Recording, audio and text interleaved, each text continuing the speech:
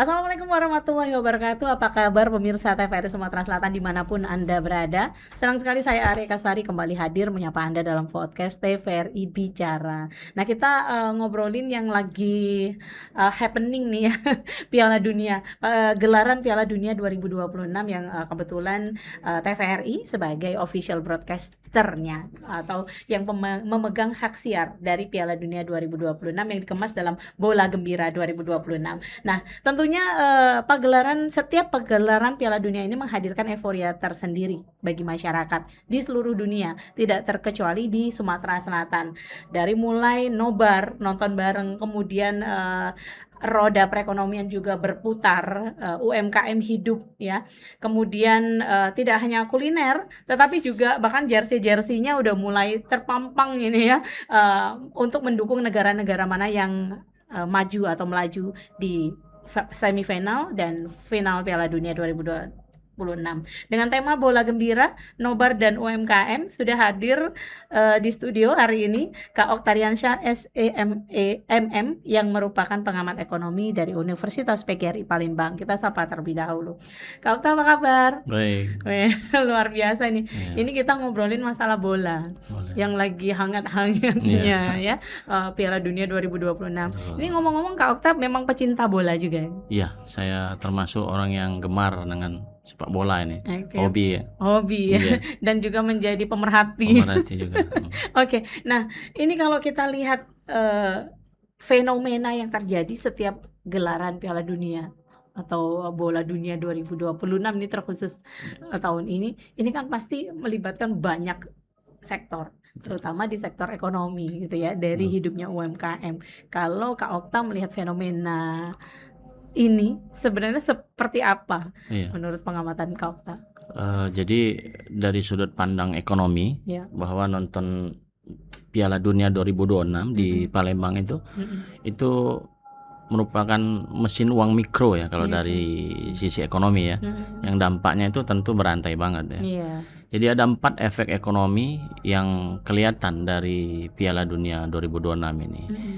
Yang pertama itu efek langsung tentunya. Jadi uang itu muter di UMKM gitu kan. Jadi nobar itu bukan cuma nonton bola gitu kan. Jadi itu sebuah ekosistem jualan. Nah, dari sisi food and beverage itu naik 2 kali lipat gitu ya. Misalnya UMKM yang punya warung tenda, yang kafe-kafe gitu kan, pedagang seblak, es teh gitu kan. Jadi andai kata 1 kali nobar itu 200 orang, kalau dikali 35.000 itu 7 juta sekali nonton. Nah, jadi kalau 10 dikali selama Piala Dunia itu 70 juta muter uang di satu titik gitu kan. Nah, untuk sisi atau dari segi usaha jasa ataupun sewa, misalnya katakanlah sewa LED ya, sound system gitu kan, tenda, kursi dan lain-lain. Jadi itu anak-anak event organizer itu juga kebanjiran order gitu kan. Dan yang dampak langsung ini seperti usaha merchandise gitu. Nah, jadi jersey, bendera gitu kan. Jadi pedagang-pedagang kaki lima di sekitar lokasi nobar juga ikut laris gitu. Intinya uang yang tadinya diam di dompet gitu kan, jadi keluar karena ada alasan bareng-bareng tadi gitu kan, mau beli jersey, mau beli makanan gitu kan. Nah, itu efek langsung. Yang kedua ada efek dari pariwisata ataupun keramaian kota. Jadi walaupun pertandingannya enggak di Palembang gitu kan, tapi euforianya juga bikin hidup kota kita kan. Betul. Jadi kenapa bikin hidup? Karena tempat tongkrongan baru jadi destinasi. Jadi misalnya di Jakabaring, di kafe-kafe rooftop gitu kan, pelataran mall. Jadi yang orang-orang di sekitar kota Palembang katakanlah. Jadi misalnya di orang-orang Banyuasin, orang-orang Indralaya itu kan, dia rela cuma buat ke Palembang buat nobar gitu kan. Nah, kemudian ojek online dan parkiran itu juga ada efeknya gitu kan. Jadi Gojek ataupun Grab, kemudian tukang parkir, ada juga tukang foto keliling biasanya kan, itu kebagian rezeki juga. Tambahan tiap malam pertandingan itu kan. Nah kemudian branding kota tentunya. Jadi kalau nobarnya tertib, kemudian viral di TikTok gitu kan, jadi Palembang dapat citra kotanya anak bola gitu kan. Ini modal buat narik event-event lain di kota Palembang. Kemudian efek pemasaran dari Piala Dunia ini, saya pikir ini iklan gratis buat brand lokal. Karena perusahaan di Palembang ini biasanya manfaatin momentum ini buat branding gitu kan. Jadi sponsor nobar itu misalnya bank gitu kan, operator seluler, brand kopi lokal gitu kan, pada pasang spanduk gitu. Nah biaya sponsor itu 10 sampai 50 juta, tapi jangkauannya ribuan orang gitu kan. Yang keempat tentunya efek sosial atau ekonomi jangka panjang. Jadi lapangan kerja itu sementara ini butuh panitia gitu kan, dari perhelatan Piala Dunia ini kan. Kemudian cleaning service gitu kan, konten kreator untuk ngeliput nobar gitu kan. Nah kemudian nobar ini juga menumbuhkan industri kreatif seperti videografer, editor gitu kan, desain poster, kemudian joki-joki live streaming gitu kan.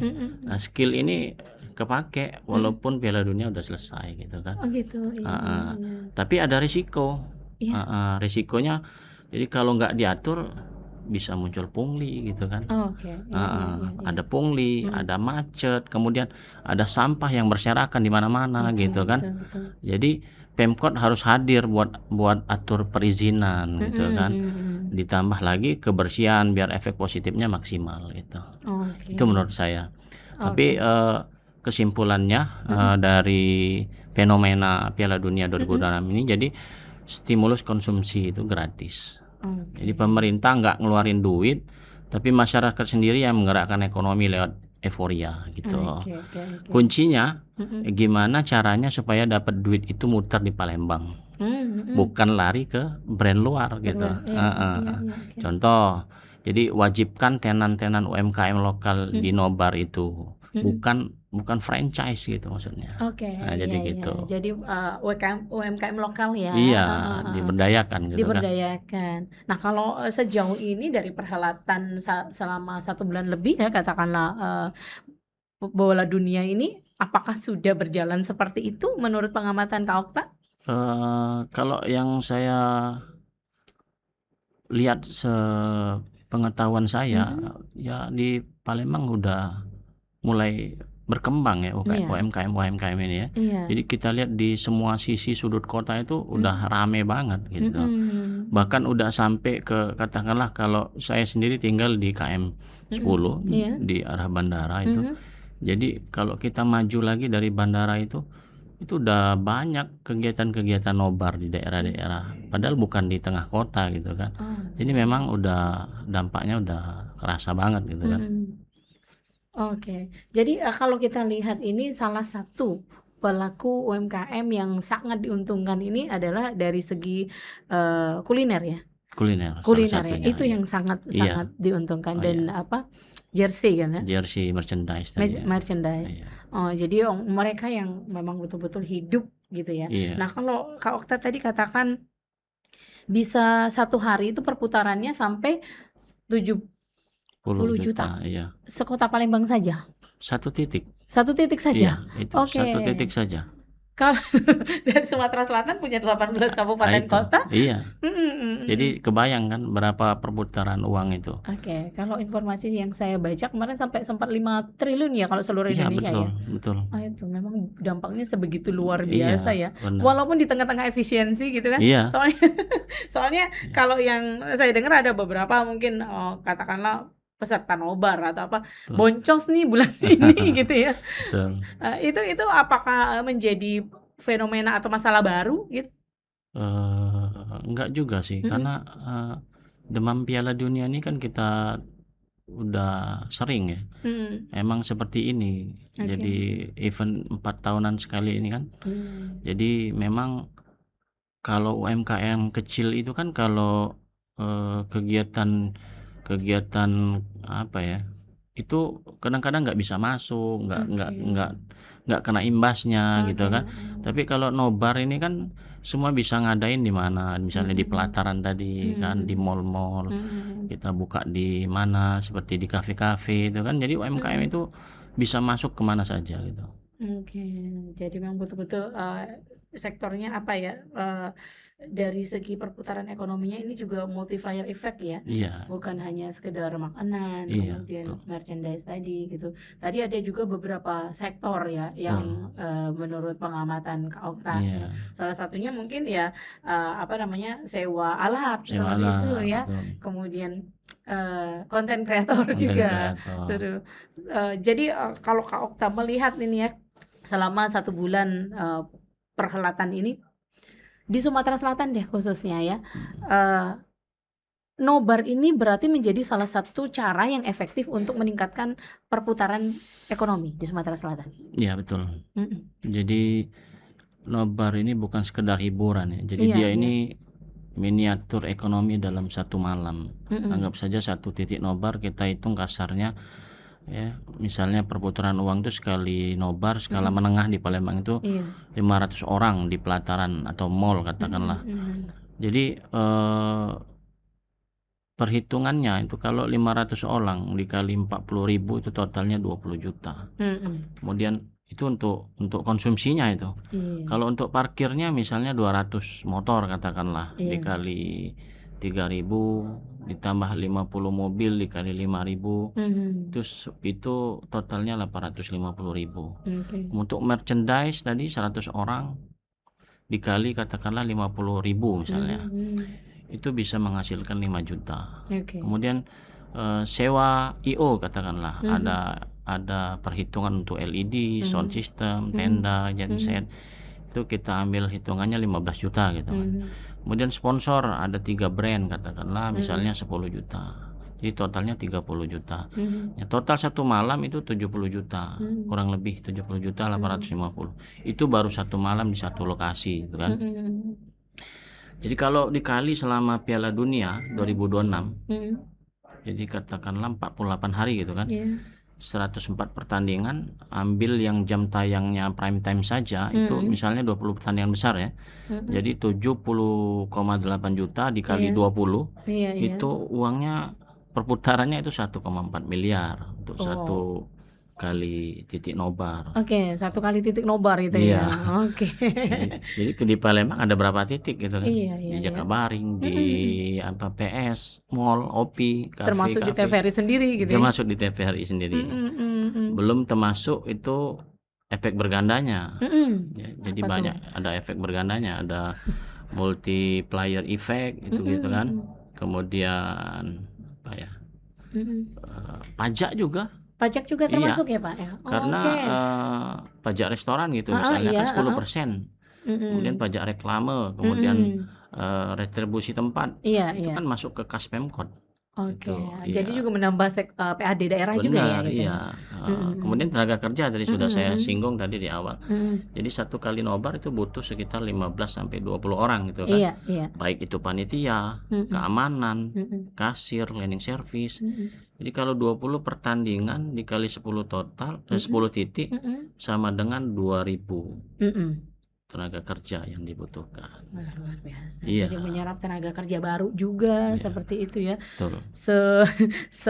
Sebesar itu dampaknya gitu ya. Nah, kalau Kak Okta sendiri melihat nih, ini kan siaran Piala Dunia 2026 ini disiarkan oleh TVRI ini ya, sebagai pemilik hak siar katakanlah seperti itu. Dan saya lihat juga dari piala-piala dunia sebelumnya yang ditayangkan oleh televisi swasta,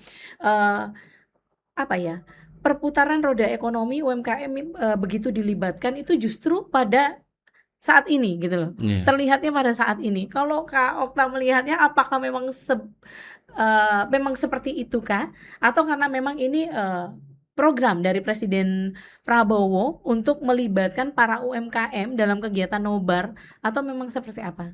Jadi memang Presiden Prabowo juga memang sedang gencar-gencarnya mengusahakan agar UMKM di Indonesia ini tumbuh dan berkembang gitu kan. Iya. Nah, kemudian TVRI sebagai salah satu pemilik hak siar gitu kan, dalam program Bola Gembira itu kan menghadirkan nobar kan. Iya. Itu tentunya melibatkan puluhan UMKM. Nah, pertanyaannya apakah model kolaborasi seperti ini efektif mendorong ekonomi lokal? Iya, Tentu betul. efektif banget gitu kan. Oke. Jadi memang betul-betul efektif. Betul. Dan harusnya dilakukan seperti itu ya. Iya, betul. Oke. Nah, apakah hanya momen-momen seperti Piala Dunia ini saja? Atau bisakah nanti di momen-momen lain yang bisa melibatkan ribuan massa untuk berkumpul di satu titik, menciptakan sebuah keramaian gitu, dan akhirnya roda perekonomian juga jadi berjalan seperti itu, gimana? Ya, semestinya kan harapan kita setelah adanya nobar ini kegiatan UMKM itu terus. Jadi nggak stop di batas Piala Dunia ini. Itu. Ya banyak cara yang bisa kita lakukan kan. Kalau memang pemerintah bisa mengambil celah di situ kan, artinya dengan adanya pengalaman nobar Piala Dunia ini, pemerintah kota juga bisa nggak menyiapkan kegiatan agenda selanjutnya seperti apa gitu. Jadi jangan putus atau stop di nobar ini gitu. Jadi memang harus diciptakan gitu ya. Iya. Sebuah pola baru untuk menciptakan sebuah keramaian gitu ya, yang memang menghidupkan seluruh UMKM seperti itu ya. Iya. Oke. Nah, menurut Bapak sendiri pelaku UMKM ini yang memanfaatkan momentum Piala Dunia ini seperti apa sih sebenarnya? Apakah memang mereka pandai nih mencari celah atau seperti apa? Iya, sebenarnya potensinya gede ya. Jadi orang rela keluar duit lebih, keluar duit lebih itu saat euforia gitu kan. Iya. Misalnya beli jersey, traktir teman gitu kan. Psikologinya juga beda sama hari biasa gitu kan, nggak sama. Kalau hari biasa ya mungkin yang namanya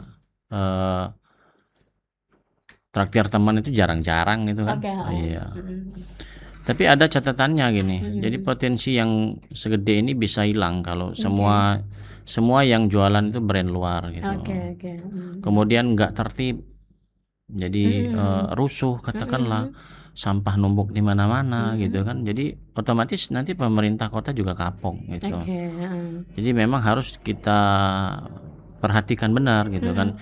Halnya seperti sepele kayak sampah tadi kan, tapi efeknya juga besar.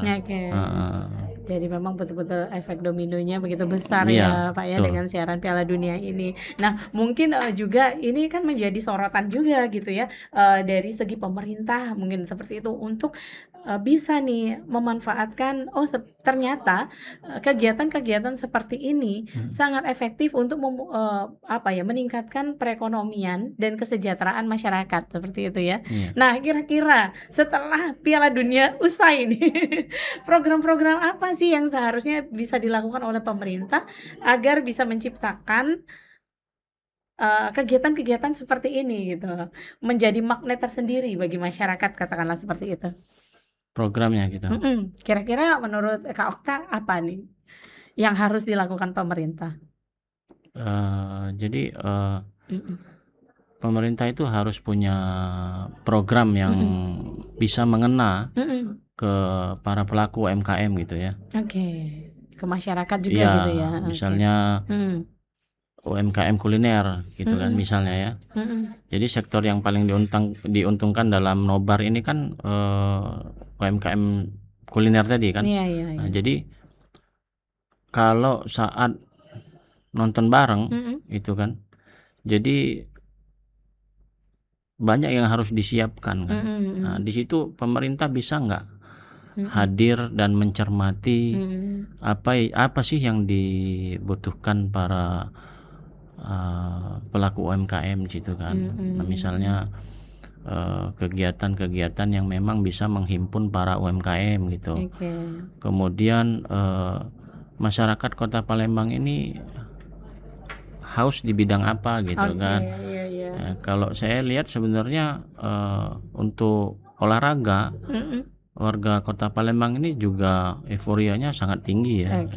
Apalagi soal bola gitu ya. Jangankan Piala Dunia. Jadi bola lokal aja kita ini heboh di Palembang ini gitu kan. Jadi memang pemerintah ini dituntut untuk bisa mencermati apa sih yang dibutuhkan oleh UMKM ini biar dia bisa tumbuh gitu kan. Baik. Jadi memang selain kegiatan-kegiatan yang berskala internasional, nantinya kalaupun sudah selesai, jadi pemerintah harus kreatif nih gitu ya, menciptakan event-event yang nantinya juga bisa menarik para UMKM gitu ya. Khususnya di daerah gitu ya. Berarti kan sebenarnya Sumatera Selatan, Kota Palembang nih khususnya sudah diuntungkan ya dengan beberapa event internasional yang kita menjadi tuan rumahnya ya, seperti SEA Games gitu ya, Asian Games, dan kita punya Jakabaring Sport City gitu ya. Gitu ya Kak Okta ya. Oke, kira-kira kayaknya harus digiatkan lagi nih event-event olahraga di Sumatera Selatan. Ya memang kalau yang Mbak sebutkan tadi ya, itu katakanlah geliat olahraga di Sumatera Selatan khususnya. Jadi kita ini bisa nggak menjaga semua fasilitas yang pernah kita miliki, seperti kegiatan yang dulu pernah ada di Sumatera Selatan ini kan, Asian Games, SEA Games. Nah, tinggal kita ini melihat sarana-sarana tadi bisa nggak dimanfaatkan untuk kedepannya. Jangan sampai kesannya lebih terbengkalai gitu.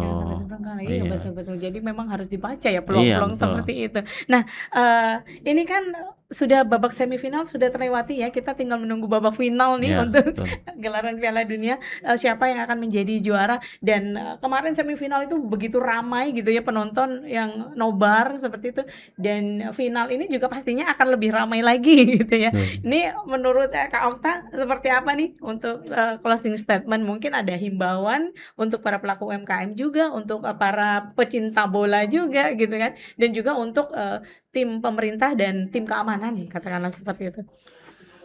Jadi gini, rumusnya sederhana. Jadi pemerintah itu sediain lapangan, kemudian aturan plus modal gitu.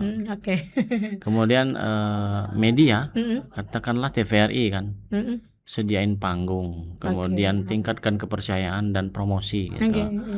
Untuk komunitas sendiri ya mungkin bisa disediain masa gitu kan, kemudian kreativitas ataupun database gitu kan. Nah, untuk pelaku usahanya sendiri sediain produk tentunya, kemudian inovasi apa yang bisa diciptakan gitu kan, kemudian kerja keras. Nah, kalau 4 ini nyatu, hasilnya daya ungkit ekonomi itu bisa berlipat-lipat. Kesimpulan akhirnya jadi prospeknya sangat cerah karena kita punya modal dasar yang nggak dimiliki daerah lain. Jadi rakyatnya kreatif, makanannya enak, budayanya kuat, dan medianya mau turun ke bawah. Nah, tinggal satu kuncinya, jangan putus kolaborasinya. Jadi kolaborasinya harus terus berkesinambungan seperti itu ya. Mungkin prediksi sedikit nih, siapa sih yang akan jadi juara Piala Dunia? Sedikit aja nih. Kalau sebelum closing. Kalau saya sih pegang Spanyol gitu. Spanyol ya. Iya. Sama dong.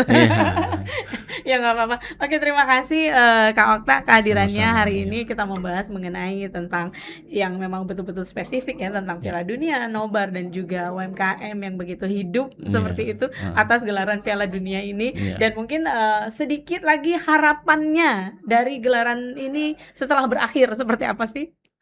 Setelah berakhir, ya semoga aja ke depan pemerintah bisa menambah hiburan, terutama di olahraga gitu kan, yang kelasnya mungkin lokal ataupun nasional gitu.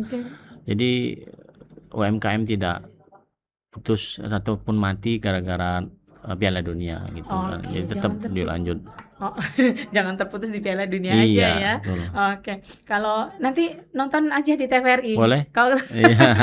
soalnya TVRI juga memfasilitasi kegiatan nobar Iya. ini dari kemarin sejak 32 besar ya. Memang sedikit awalnya, masih sedikit yang nobar gitu ya. Iya.